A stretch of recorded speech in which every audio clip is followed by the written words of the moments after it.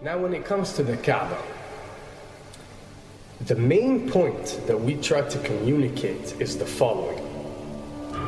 In Islam or in the Quran, God teaches that if all mankind and if all the jinn combine to sin and move away from God, then God doesn't lose one atom's worth of His kingdom. And if mankind and jinn combined to dedicate every second of their life to prayer and to worship of the one God, then God's kingdom doesn't gain one atom's worth as well. What does this philosophy teach you? It teaches you that God is not in need of you, or your practices, or your worships, or your prayers. You are in need of these practices and these worships. You are in need of God and not the other way around. If you can understand that philosophy, then you can appreciate prayers and what they are meant to do, which is basically enlighten you. So when dealing, for example, with the Kaaba, Muslims are required to go and perform Hajj one time in their life, and it's one of the 5 pillars of Islam. Growing up, most Muslims accept this, and most of them do it without questioning, and this is the essence of belief, and this is great. But at the same time, this doesn't mean that if you question or research, you're going to come back with negative or bad answers. The opposite is actually true. So when we started researching into the esoteric agendas and we started researching the elite, we found out how much certain type of practices and rituals can affect your lives. So when we went and placed this on Islam, we developed an even deeper respect for this religion and a far deeper respect for God and the Creator of us. So when you go to the Kaaba and you circle around it 7 times, the essence of this worship is not that you are worshipping a stone, or that you are worshipping a house, or that you are worshipping a Kaaba. The Kaaba is merely the focal point or the centerpiece that all Muslims have to unite and focus their energy and prayers towards in a practice that is actually worshipping God.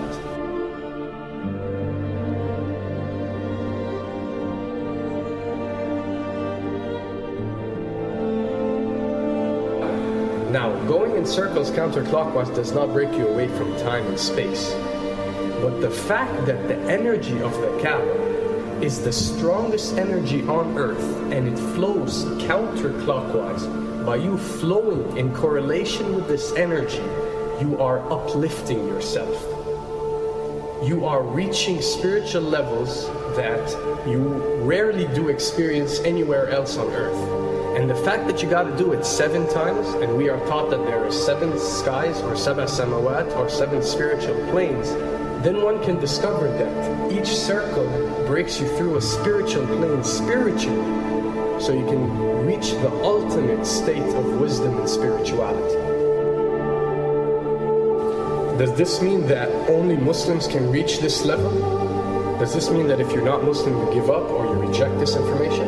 Not at all. In essence, any one of you, regardless of what your faith is, if you are dedicating your worship and your journey to the one and only Creator and not anything created, then you are on a righteous path.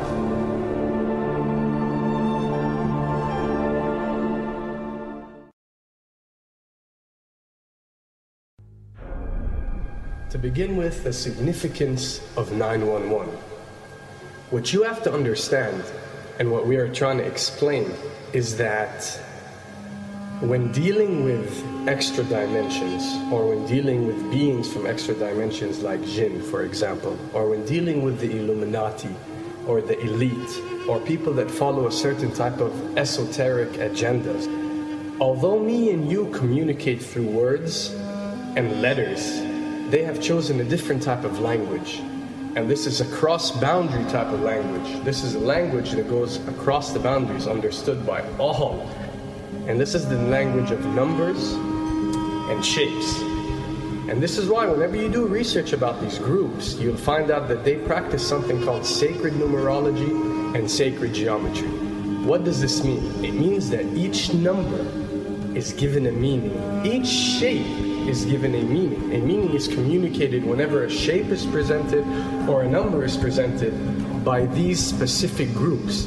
I'm not talking about random people or random groups. We're talking about specific groups that follow this type of agenda. When numbers are used, it signifies a certain type of meaning. When shapes are used, the same is followed. So, in their definition, in a numerological sense, 10 is the Alpha and the Omega, or the God. 11 is a step above God. 101 is a step above God. 911 or 911 is the skipping of God. It is the ultimate challenge. It is going from number 9, which has a specific meaning, to number 11 without going through 10.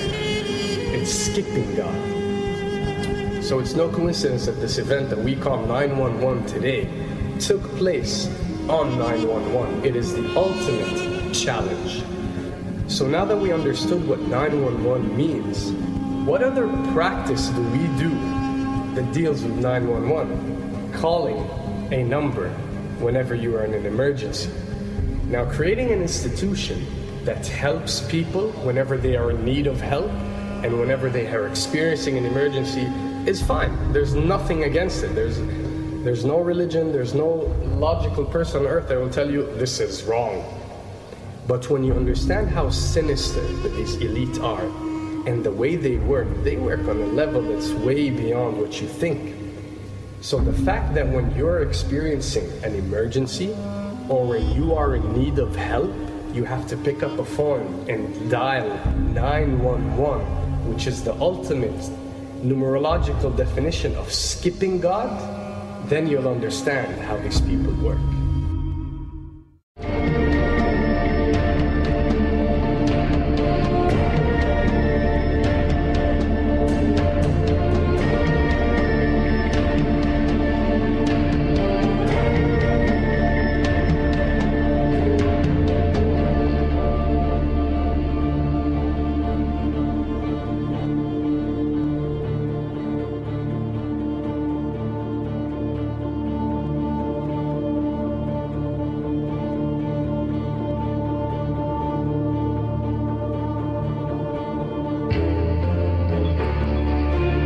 And when dealing with rituals, we recognize that everything adds up.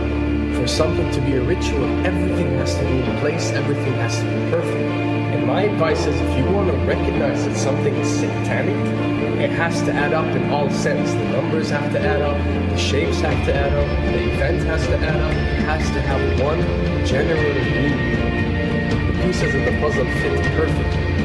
That's when you recognize when something is ritualistic or satanic.